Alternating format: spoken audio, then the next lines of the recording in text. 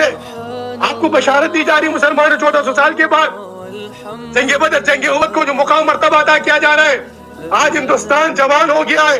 ہندوستان کو مسلمان ہونا ایسا مقدر ہے جیسا کل کا سورج نکالنا مقدر. خوش نصیب ہے وہ لوگ، بختور ہے وہ لوگ، مبارک ہے وہ لوگ اس فتنے کے دور میں، تو پھر فتن دور میں حضرت امام مہدی علیہ السلام کے لشکر کے سپاہی بن کر حضور کے وعدے تخذ الہند کو تکمیل تک پہنچانے کے لیے ان فقراء کا ساتھ دے، متحد و متفق ہو کر والذین معه اشداء الکفار بنے. کافروں کے خلاف شدید ہو.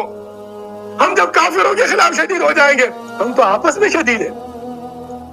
اتنے شدت پسند مارے گئے، اتنے انتہا پسند مارے گئے. کون ہے جی رد الفساد آپریشن؟ کس کے خلاف رد الفساد ہے؟ سورہ کہف اٹھا کے دیکھیں برادران اسلام، مفسدین کون ہے؟ ہوتے یاجوج ماجوج ہے. ہم نے اپنے بھائیوں کے خلاف رد و فتح شروع کر دیا. انشاءاللہ تعالی اس مملکت کا بننے کا مقصد ہے امت مسلمہ کے اندر عنوان جہاد پیدا کرنا ہے، متحد کرنا ہے، متفق کرنا ہے حضور نبی کریم صلی اللہ علیہ وسلم کے ختم نبوت پر.